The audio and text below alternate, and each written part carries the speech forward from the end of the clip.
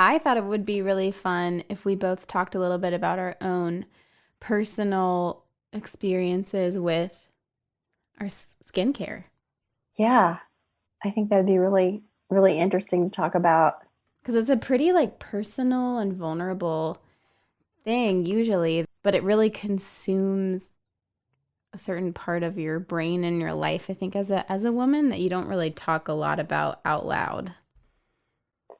That's so true. And since we recorded this episode and I've been thinking more about the whole skincare thing, I had this memory that I think might, have a part of my own thinking about it, part of my own story.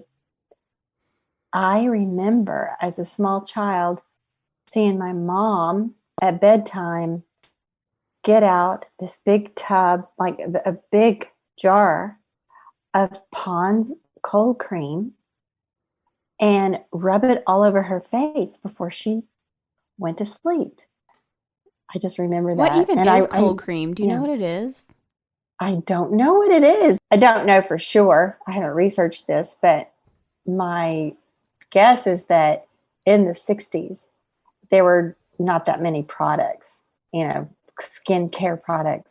Yeah. And now it's just aisles and aisles and aisles and all these ingredients and all these things, and we don't know what they are. And they have big words that we're supposed to think they're good for our skin and all this. And maybe they are. I mean, it's also mind boggling.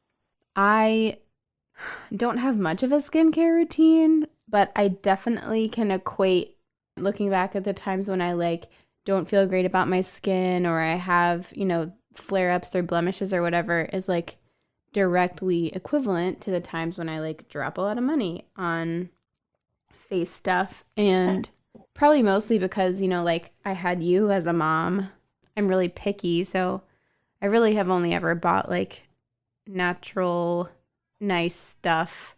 But I think as I learned from talking to Militza today, even that sometimes is like not even necessary. Like the natural, the clean, beautiful skincare products that I do love to buy and I will continue as I can afford to in the future buy some nice things once in a while, but it really is so true that I think our bodies and our skin in particular is so much more capable than we give it credit for of really taking care of itself. I feel like I've always struggled with dry skin. And so to me, it's been this quest, lifelong quest to find that product that makes my skin feel soft and supple all the time. And it's mind boggling the money I've spent on all different things. And I'll find something and like, oh, this is it. This is the product I've been looking for so long. And it's weird how something might work for a little while and then after a while it just kind of quits having the same effect. I don't know what that's about.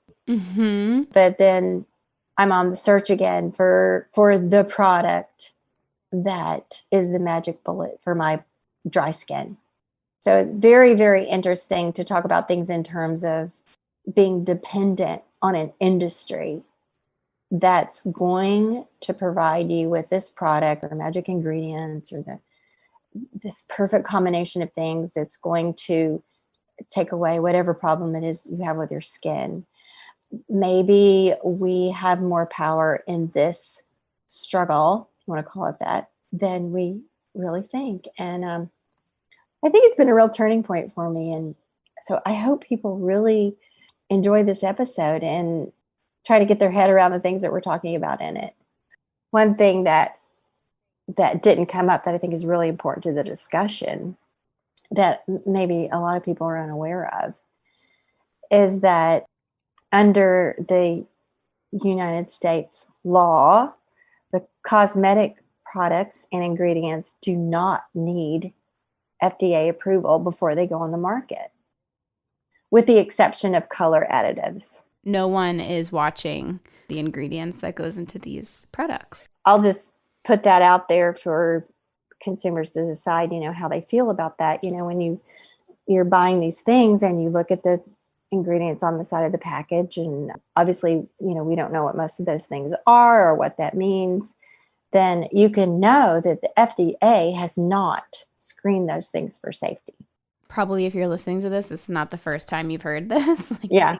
I think people who are generally aware of like sustainable living and clean living know that it's a big issue.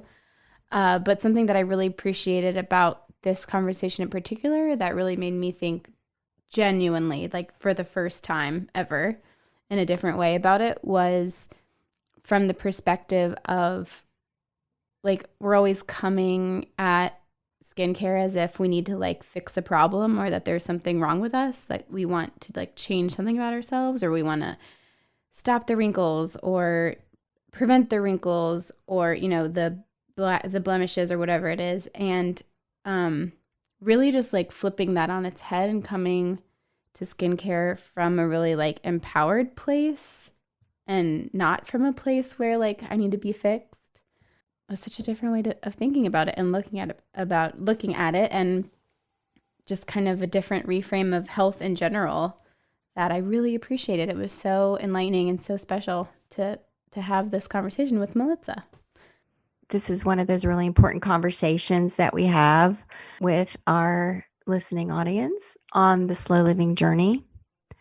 When we can become conscious of things that are happening in an industry and aware and educated so that we can make decisions for ourselves. Sometimes those decisions are which products to buy. Sometimes those decisions are, as in this case, things we can actually make for ourselves. But whatever it is, it's empowering, and it really puts us in the driver's seat on this. We're not compelled to buy things because there are no other options. We're not compelled to trust the industry because we don't know any better. We can become educated, we can know what's going on, and we can make these decisions for ourselves. So, hope you enjoyed this conversation with Militza.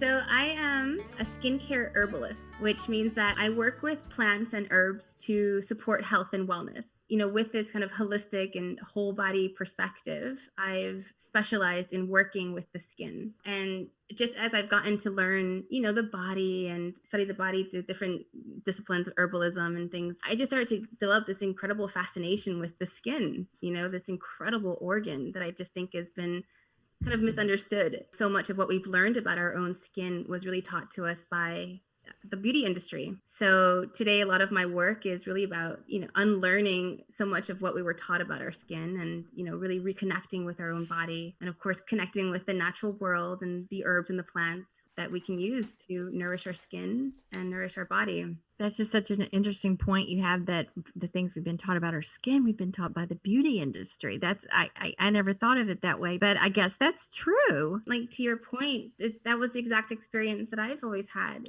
I was very much kind of believed so much of the hype about our skin and the beauty industry taught us, and I used all the products and filled my cabinets with all these different products and things. And I didn't quite understand why or what it was all for, or what it was, supposed to do. But I just kind of was like a consumer, just buying all these things. And then when I became a mom and I had this little baby to take care of, for the first time, that was when I really started to consider, what's actually in these products and what are we actually putting on our skin? And this real shift kind of happened where I started to also just kind of hear the messages that the beauty industry tells us about our skin, and that we're constantly needing to fix ourselves and change ourselves and improve ourselves. Just felt really negative. So I started stepping away from that and kind of the beauty world, and learning about the body and learning about what it really means to feel good and to feel well. And so it's been a kind of a journey of kind of exploring all of that. And it led to herbalism, which for me was amazing because it really kind of put all these things together, really understanding kind of the body and its physical needs and how the skin works and its functions, and really understanding the ingredients, the herbs and the plants and what they can provide for us. And I always say, like, the art and skill of skincare herbalism is kind of putting that together and learning how to take these herbs and these natural ingredients and to prepare them so that they are nourishment for the skin. Yeah, it's amazing how the whole world of like the body and its functions and the skin and all that is one universe, and then herbalism is like another, and here you're blending them. It's really, really cool. And they're just both, you could just go on and on and on with the amount of information and things there are to learn and things there are to do in both of those worlds. It's fascinating. It really is. Like, I will never get tired of it. I think that skincare herbalism is the thing that I've sustained the longest in my life. I've had so many kind of passions and, things I became interested in. But for the last 10 years, I just can't get enough. And there's so much more to learn. I'm always learning more. And then the other world that I kind of combined and brought in was the world of cooking, right? Home cooking. I'm a real foodie and I always loved being in the kitchen and cooking foods and from scratch. And I've approached skincare really in the same exact way. So all the skincare that I make is really in the kitchen, with these real food ingredients that nourish the body. And you just had a recipe book come out, didn't you? Can you tell us a little bit about your book? I did, yeah. It just came out in August. It's kind of something I've always wanted to create. It's like a cooking book, that you kind of might keep in your kitchen, but it's about how to make these skincare recipes. And when I think about like my favorite cookbooks, it's the kind that you can open up and there's a recipe with all the ingredients that you already have in the kitchen. And you're like, I could just make this right now. And so that's exactly how I wanted to make this cookbook feel: really accessible, really approachable. Do you have a favorite recipe in the cookbook? So the ones that I really love sharing with people to make first are the scrubs, because they're so simple to put together. You usually already have all the ingredients you need, and they make such a difference in the way you feel, It gives you that really nice immediate gratification, that we all love, right? Where you can quite feel a difference right away. But my favorite things, like I love slow cooking just in my foods. And so I love slow cooking recipes for skincare too, like infused oils with herbs. Those are really fun to make. So, Militza, I wanted to tell you that we received the gift of your book back in the fall. Thank you so much. I have really enjoyed it. I wanted to tell you about this kind of epiphany I had with it. I've always had really dry skin and have for my entire adult life buying like really expensive products, like one after the other, Yeah. And I found something that maybe works for a while and then it kind of stops working. So I switch. And then in recent years, I've just gotten so frustrated with that, especially since I've started, trying to pare down the plastic stuff in the bathroom and all these containers and so forth. I did your serum recipe, and I happened to have some beeswax on hand, and I had the ingredients, and I made it, and it feels so lovely, and it works so well. And I just felt so empowered. I felt like it was just this huge thing. Like, I don't have to spend $90 on a little plastic thing of cream anymore. Like, I'm not like captive to that. I can actually create something for myself. And I think that's what you're talking about. That's the point of your whole thing. Yeah, that's the moment. That's like that mindset shift. And yeah, I think that's what you're going back to saying, like, I'm not captive to it, where you don't feel like you're dependent upon this industry to provide these things that you need. And I often feel like it's been kind of marketed that way. Like, skincare is sold to us as being kind of very complex, with ingredients that you can't understand. Like, and don't even bother trying making this stuff yourself because it won't possibly work. Right. All like white coats and, labs and all these things. And it's been marketed that way. But really the truth of the matter is like, you can absolutely make these things. I often think about it. Like, could you imagine the restaurant industry telling us, oh no, like, don't bother cooking for yourself. Like, there's no way you can possibly do this yourself. If you want to eat, you're going to have to come to my restaurant and you're going to have to buy it from me. We would hopefully like run them out of town and be like, that is nonsense. And I think that there are really great skincare makers out there. So we can definitely, enjoy some of these beautifully made products, if we choose to. And it doesn't mean though that you can't do this for yourself too.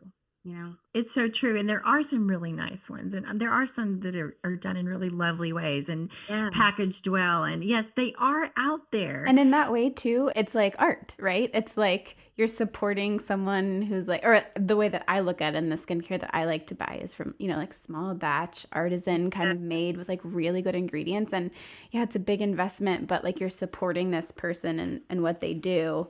And you're trading money for that time and like knowledge, as opposed to what you were saying, Mom, like being captive to like, oh, I need this or I'll have wrinkles and it'll be bad. It's just like not a good way to be. And that's a really empowered and conscious choice that you're making for yourself. Like, yeah, I really want to enjoy this beautifully made product that this person made. And I love their story. I love their ingredients. And I want to use that. And that's great. But you're not going in from this lack mentality of thinking, oh, I need this and I can't possibly take care of my own skin. And I don't know what's in it, but it's too complex to understand anyway. Like, so that's the shift that I think that we're kind of entering with this. To your point about it's so complex, we, thinking we couldn't possibly do it for ourselves.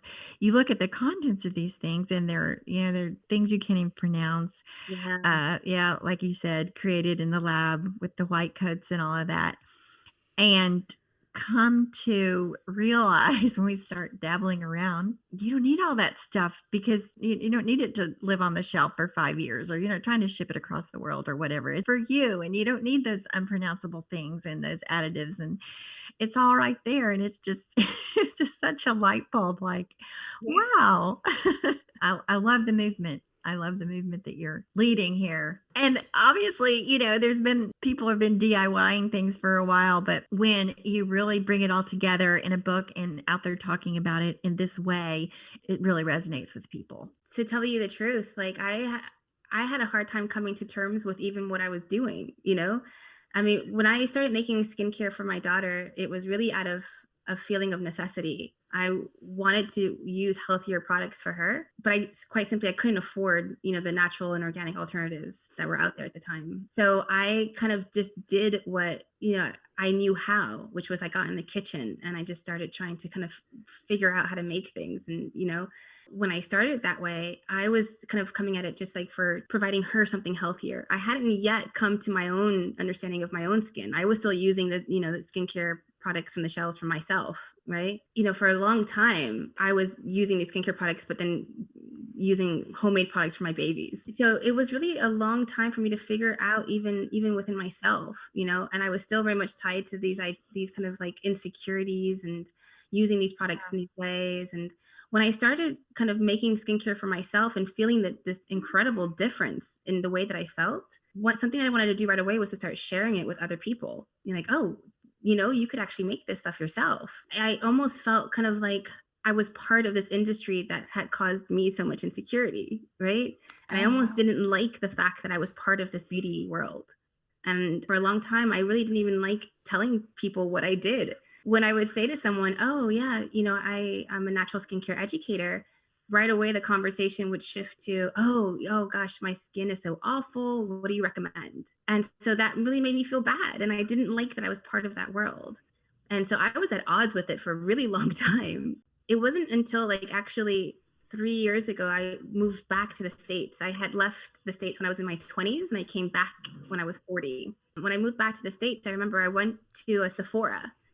And I walked into the store and right away, like a very helpful staff person comes and starts talking to me about the products. And the conversation is right away about like, what are you, wanting to fix or improve or, basically what's the insecurity that you want to change about yourself? I felt so kind of like low and bad about myself. And I was just like, yeah, but when I'm making skincare, when I'm in the farmer's market and buying ingredients, and when I'm in my kitchen making skincare, I feel so elevated and I feel so good. And so it was almost that experience that really showed me like, that's what I really want to do, is to share that with people, to take this, to unlearn and unwrite these messages and stories of the beauty world and just bring these beautiful products into the wellness world, into our kitchens and make it something that's really empowering again. Why is it that it took us so long? I think we're beginning to get the idea that our skin absorbs things. It's the largest organ in the body and all that. You're hearing that more and more now. But why did it take us so long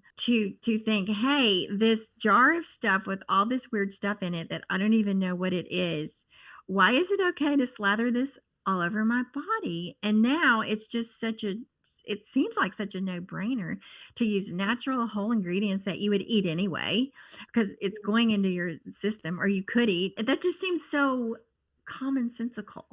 But for some reason, it's like a new thing. Why is that? Because I guess it's like what you were saying. We've been programmed that we need these products. We need these things. I mean, that's the whole basis of, our consumer society is someone out there is telling us that we need to do this for our own well-being or for whatever reason. And we just can wake up and say, no, I really don't. Or some things I might need, but I can be more intentional about deciding what I need and what I don't. And unfortunately, I mean, this is how the beauty industry became a billion-dollar industry, telling us both the problem and the solution. I think that what's happened is that when we kind of look outwards for these solutions and like, oh, what should I use for my skin, and buying these products, it's almost in a way of kind of disconnecting us from our own body and really tuning into our own body and kind of understanding, for ourselves what we need, right? We're always kind of looking for the solution outside of ourselves. I think that skincare is actually an incredible way to kind of reconnect with your own body. One of my fascinations with the skin is just really learning how incredible this organ is, and the fact that it really is an organ of connection and communication. The skin is deeply connected to all these systems within the body, and it's constantly communicating. It's, receiving information from your inner world, and it's receiving information from your outside world, and it's sending that information to your brain and to your nervous system, so much of how we feel and really comes through what our skin is picking up on, and communicating. Oh my gosh. I've never even thought about that. Like, yeah, our skin is like the number one thing that connects us to the world. I always think about my feet. I'm like, oh, my feet connect me to the earth, but it's really like your whole skin. It's so cool. It's like the only thing between you and the world. Yeah. Is your skin.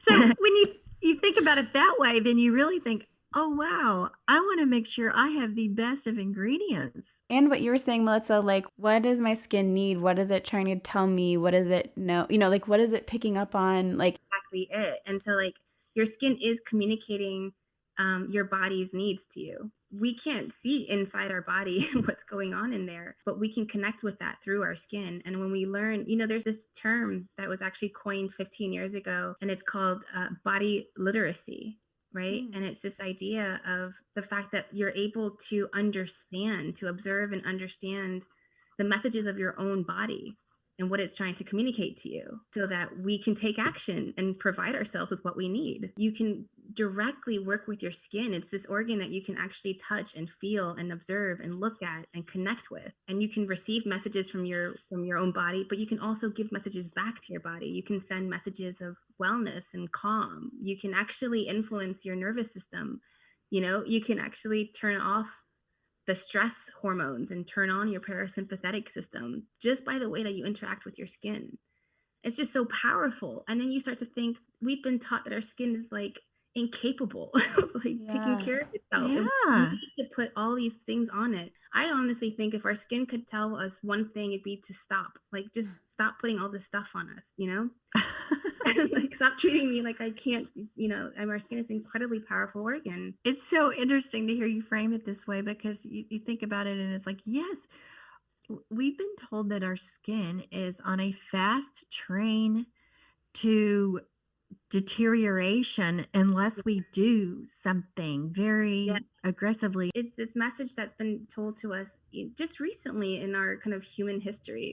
It's really, when we look back at the history of skincare, skincare was about wellness. It was very connected to health and wellness, right? We took care of our skin because it was such a part of our, what we needed to be healthy. The message changed a little bit in the last, 40, 50 years or something with modern skincare. But what I'm sharing, these recipes, these ideas, and are not new at all. They're very, very, we've always kind of known this, I think it's just about reconnecting with it. Could you identify a time when this kind of shifted, or do you know? Well, I think there was a time when we started developing a lot more chemicals, right? And yes, also ended up in our foods as well, and in our skincare. And then it became kind of marketed that way. I mean, you might even think about, like, I don't necessarily want to like call out names of brands and things, but things like Clinique started coming out, where, oh, we have these cutting edge new chemicals that are now being added into our skincare. And, and look, I love the science, and I love that, advancements and technologies and everything. I'm a daughter of a physicist, and so there's been great improvements, definitely. I just think that it's important to just understand as well, it's kind of the reconnection of your own body and just kind of getting in tune with what makes you feel your best. And if I think about it, the foods that make me feel my best, It's always, that kind of these really kind of simple whole ingredients and foods that my body needs to thrive and feel healthy. When I have kind of these really heavily processed foods, I don't generally feel my best. And I started kind of looking at skincare very much the same way. I look at skincare that's lining the shelves and in the supermarkets and the stores. To me, it looks like junk food now, just highly processed, full of additives, full of ingredients that aren't there to serve your health, but there to serve convenience, so they can sit on the shelf for years. These whole food ingredients are really what makes us feel our best, And so when we think about nourishing the skin, when we nourish the body, all you have to do is eat something, and then your body does the work of breaking it down, and extracting out all the nutrients and doing what it needs to do. But what we do when we're preparing the skincare is that process of kind of making those nutrients available. And so that's kind of like the skill of skincare making. But, food is about nourishment, but it's also about enjoyment too. And I think the art of making skincare is kind of those beautiful aromas and the combinations of ingredients and the creativity. And that's all there too. I'm so glad you brought up about the advent of the use of chemicals in the food and our agriculture that came about after the war, because the companies literally, the same chemicals that had been used in warfare were switched to agriculture. And so they could, they would have a market for it because the war was over. Now I see the connection between that and the chemicals that were put into other things too, including skincare.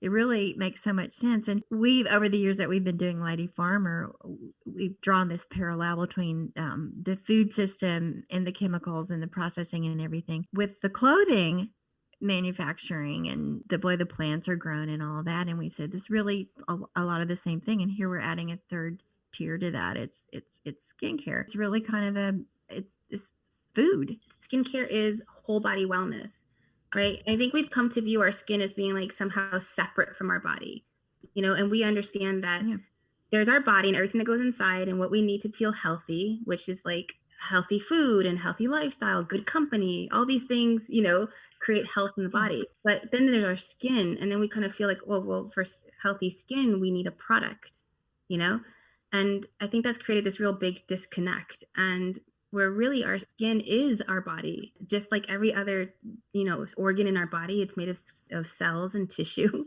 and it also needs nutrients and all the healthy things to be well. Skincare is whole body wellness, because when you're caring for your skin, you are connecting with and caring for your whole body. And then the other thing that, I feel about with skincare is that whole food is skincare. When you look at your kitchen ingredients and the things that you make to provide your food, these are the same things that you can use on your skin. And you're nourishing yourself in the same way. That's so wonderful. You mentioned something, you can make yourself go into parasympathetic.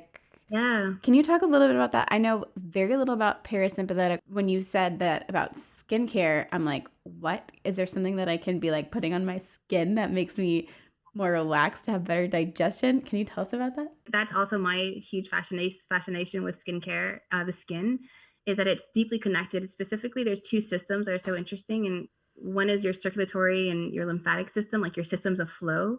You can kind of really increase these systems of flow by the way that you're working with your skin.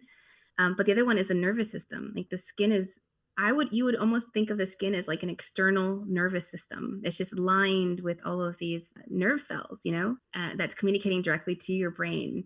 It's almost, we know this instinctively, right? When we think about like when we're kind of comforting a child or holding a baby, or even with ourselves, when you're feeling stressed, almost instinctually, you put your hands to your skin, or you'll stroke, the little baby or the child. It's this soothing action. And what you're doing is you're actually stimulating the nervous system in a way of kind of communicating that you're safe, kind of able to kind of calm down the body. And when the parasympathetic system switches on, that turns off the stress responses, right? It stops pumping like stress hormones. And when we're feeling stressed, like all these responses happen in the body to prepare us to run or to do whatever we need to do, right? To get out of that situation, that scary situation. And when we're no longer in that danger, that stress response turns off because our parasympathetic system turns on. And that's when our heartbeat can slow down again. And we can kind of start to breathe again. you're not pumping cortisol, and you're kind of, calming the body down. And that's the state in which the body can rest and repair and digest and heal. So that's kind of like the best place to be in. And we can access that through our skin. And it's, if you think about it instinctually, we know this. There's actually this psychological therapy as well called havening, where you're taught to just stroke your body, stroke your skin when you're feeling stressed or anxious, to bring calm to the body. And so it's taught to people to help manage their anxiety and stresses in life, in the day. So skincare, you're actually doing this. And so one of my favorite techniques, one of my favorite recipes to teach as well is body oiling. And it's a practice that's actually, it's taught in Ayurveda, which is like it's a 4,000-year-old medicine. So it's very ancient stuff that we've been doing for a long time. But what the practice is that you're essentially massaging oil onto your body, kind of in these kind of soothing strokes. And you do this before you take a shower.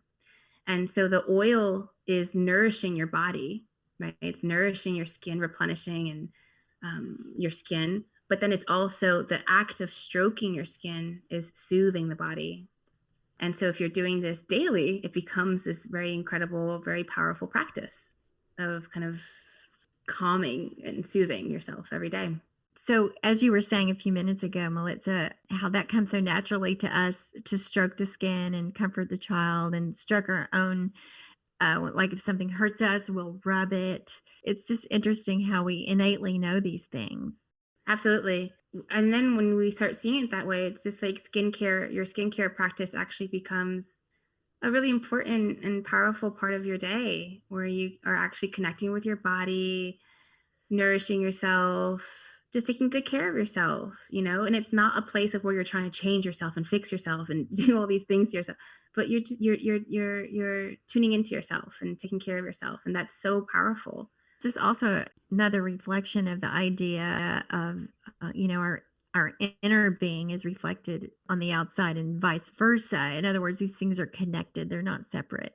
And as you were saying a minute ago, how, we've come to see the skin as the separate thing. In many ways, the modern approach to medicine is a very reductionist thing. Like there's a specialist for every part of the body, and you go to a different doctor for all of them to get a sense of the whole again, for us to rediscover that, reconnect with how the whole thing works together.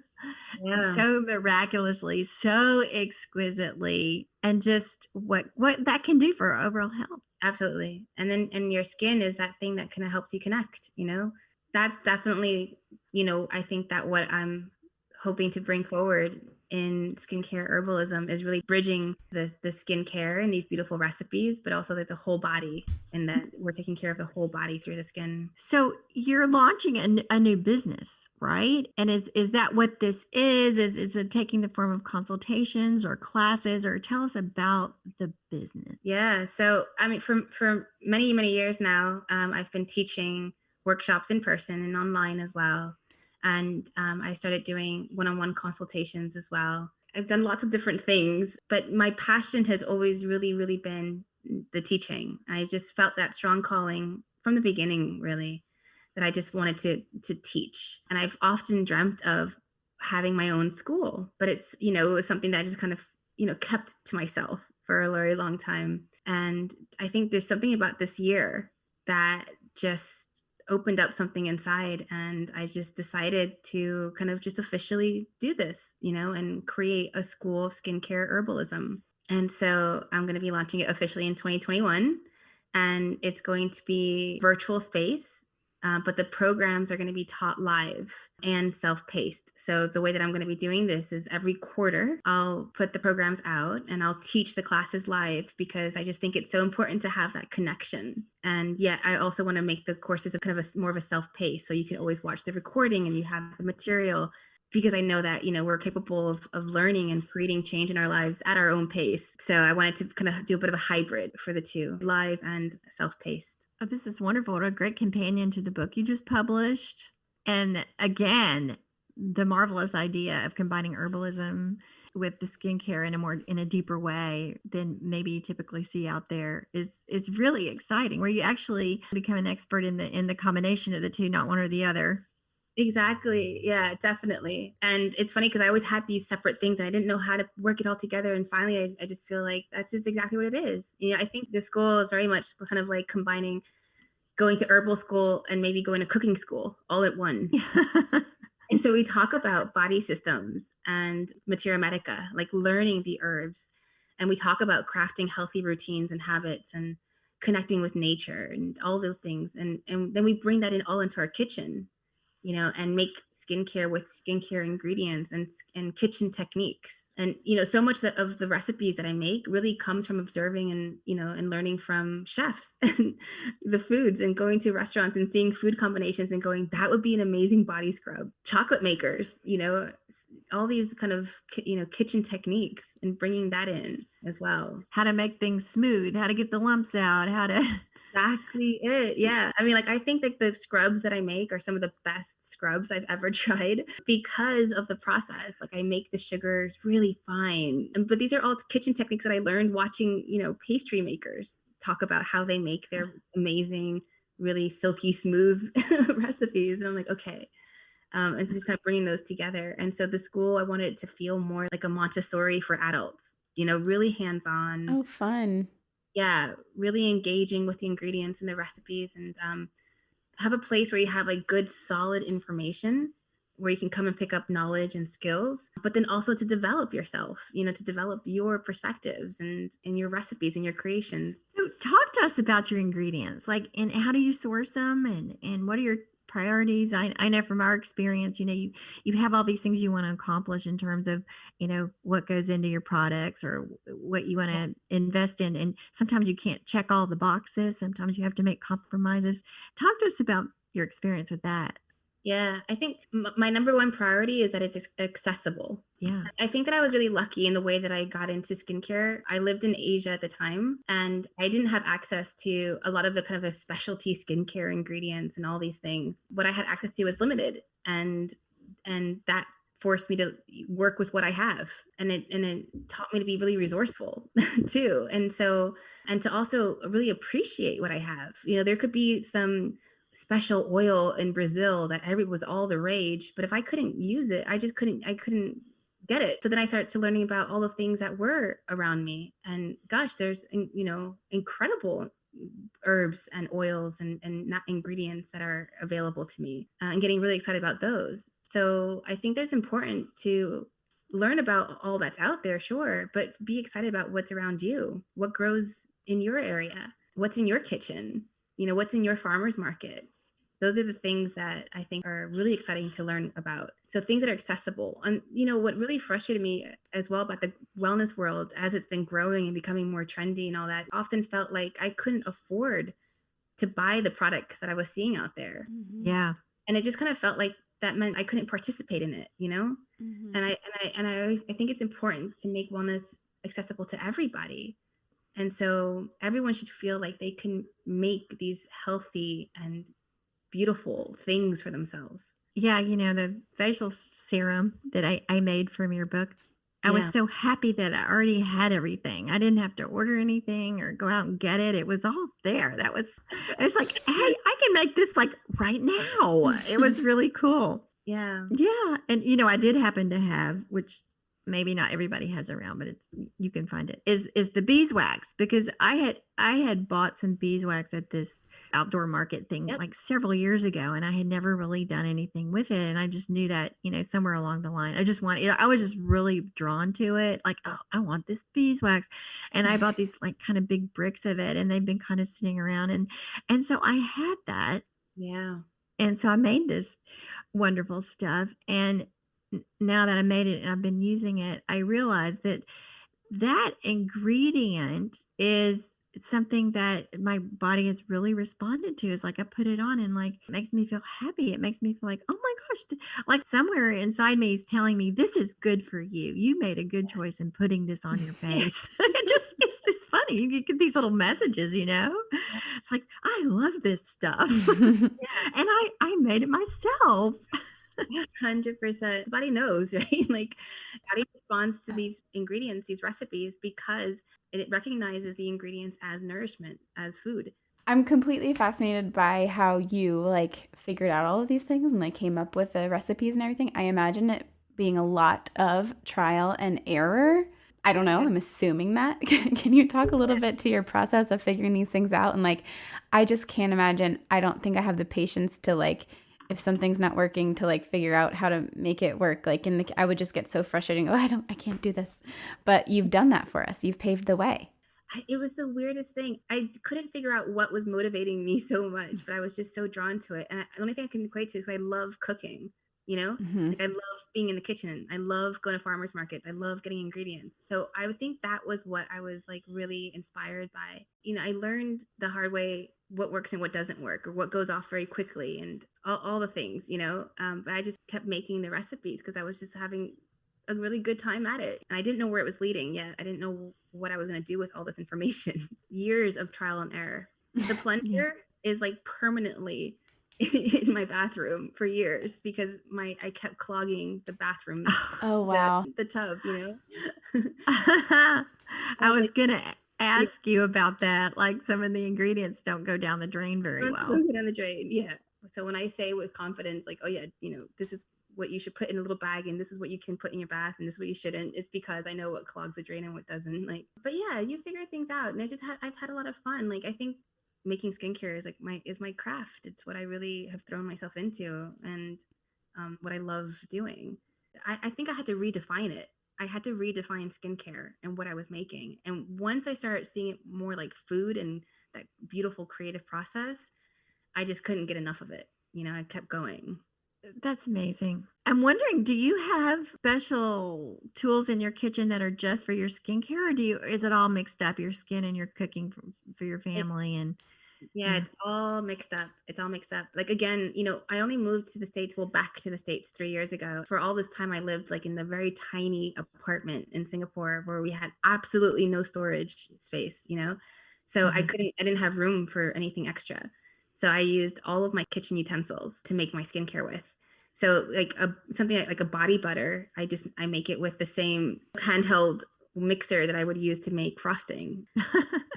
Which is funny. Like, there's a kind of a running joke in my family because at this point, every single person in my family has accidentally eaten my skincare because it looks like food, and it's, and they think that I'm making frosting and it's a foot cream, Oh my gosh, I want it. So how do you clean the beeswax out of the bowls and the implements and stuff? Like, I just use as much of it as I can, and then with the residue I put really hot water and just pour it outside or something. That's exactly it. You have to kind of melt it off. So yeah, boiling hot water to remove it that way, and not pouring it down your drain as well, because that kind of clogs things up. And everything's like a natural ingredient, so it's fine to go out in the yard. Oh yeah, absolutely. You're fine. Yeah, the garden is like, yeah, give it to me, it's all good. Yeah, my husband's always going, what is this? And what is this? And well, she has lots of like unmarked jars of things. I do. I don't blame I have to get better about labeling. One of my classes, I always say, and then make sure you label your jar. Yeah. In the back of my mind, I'm like, I need to tell myself this because I literally have jars of things I'm smelling. I'm like, wow, what was that? I know. Famous last words when you say, I will label this later. Yeah. No. Famous last words. You touched on this a little bit, I think, but I think it'd be interesting to hear, how do you think the pandemic has affected what you do or affected people's attitudes? Or we're all kind of sensing now that it's a different world than it was a year ago. So how do you think that's impacted what you're doing? Yeah, I feel like this year has just been like a big pattern interrupter, like it just interrupted our normal patterns.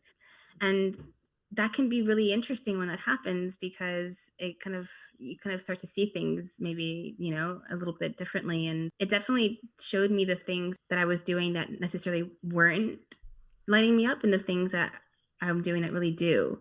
And I think this year really helped me to see with much more clarity that it was time for me to start my school and to decide to put that forward. So that's been like kind of the biggest, a big thing for me, and just kind of stripping away of all the things like, what should I do with all this, and where is this all heading? And it definitely kind of cemented for me that, yeah, I think I know now what I want to do when I grow up. Do you get the sense that there's more receptivity for it out there in the wider world, or that it's just like you're ready, so you're ready to send this out there and whatever becomes of it? Yeah, I definitely think so. Like it's so interesting to see how people have really turned to these kind of like these old skills, that we kind of Yeah. stopped having time for, and just realizing that we don't necessarily need to make our own bread anymore. We can definitely buy bread very easily, but there's joy in it too, and learning these skills and taking time for them. And I think that's been something that people have been kind of interested in as well. And maybe also just feeling like they don't want to feel dependent anymore on needing things from the outside world, that you can supply for yourself. That sense of empowerment that, yeah, if they don't have this on the shelf at the store, I know how to do this. Yeah, absolutely. It is amazing. It's an amazing feeling. Yeah, when you tap into that, I think that, it's something that you kind of appreciate and you really want for yourself. And there's value in developing your skills. So yeah, I think people have become more receptive to it, certainly. Well, we're kind of running up on our time here. We don't want to keep you too long. This has been so enlightening and fun, and you've just completely, I mean, I thought I knew about why natural skincare was important, but like you've totally like opened up my eyes and brain and my heart in so many ways. I'm so grateful for this chat. But before we leave, I do want to ask you if you have anything else to share with the world, or if you can speak specifically to what it is that you most want people to understand about the work that you do. The thing that's most powerful in my own life and working with others is really about connecting back with your own self and going inwards. I think that it can feel so frustrating when we don't know what we need to do or what's going to help us feel better or what we should, be using and all these things. It can feel so frustrating. And when we instead kind of go inwards and kind of get those answers from within, our bodies are just so incredible. And we have this information, this knowledge. It's there.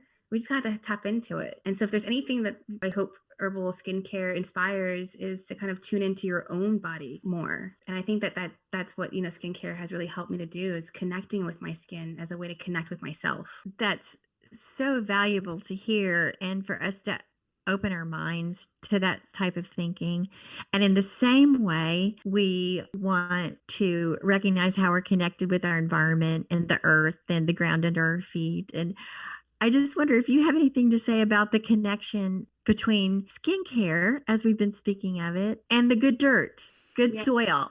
When you said soil, for some reason, I started thinking about microorganisms. Yes, for sure. Yeah, okay, good. Because, this idea that our skin care is supposed to create this incredible sense of purity, this unnatural sense of purity, it's not even what health should look like, right?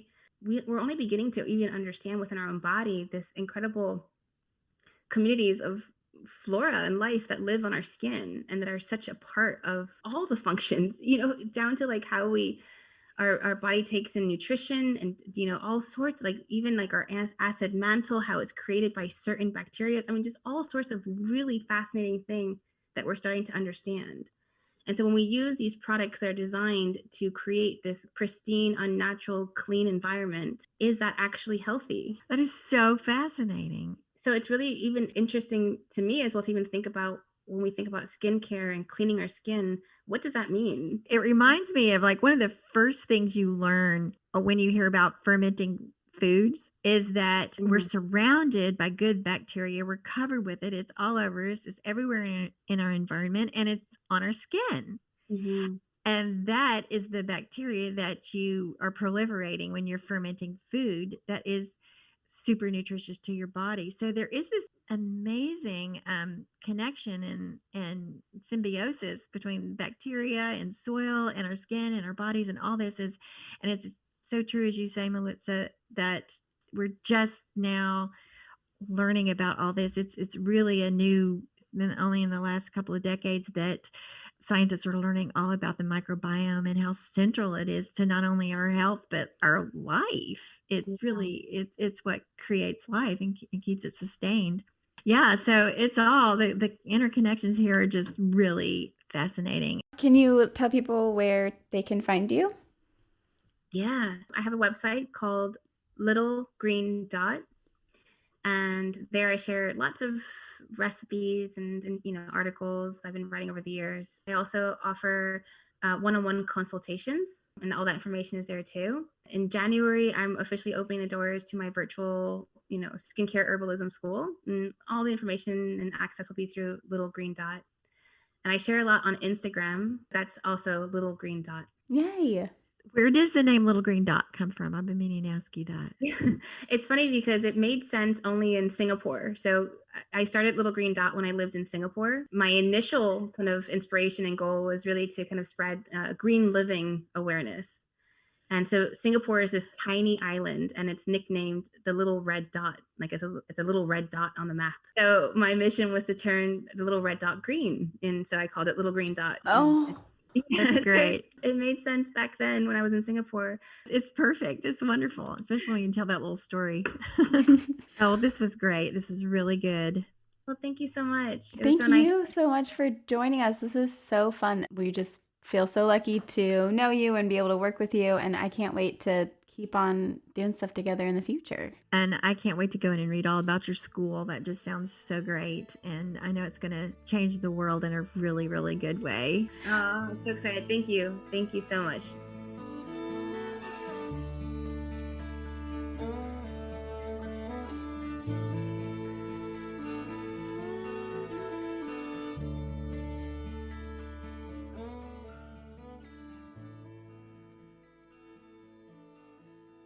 Thank you so much for tuning in this week to the Good Dirt podcast. If you're not already following us at We Are Lady Farmer on Instagram, give us a follow there. Check us out at www.ladyfarmer.com to sign up for our email list. And we also have an online membership called the Almanac. It's currently not open for enrollment, but we will be opening again in the spring, so mid to late March. So be looking for open enrollment to that. If you want to be the first to know, you can get on our mailing list.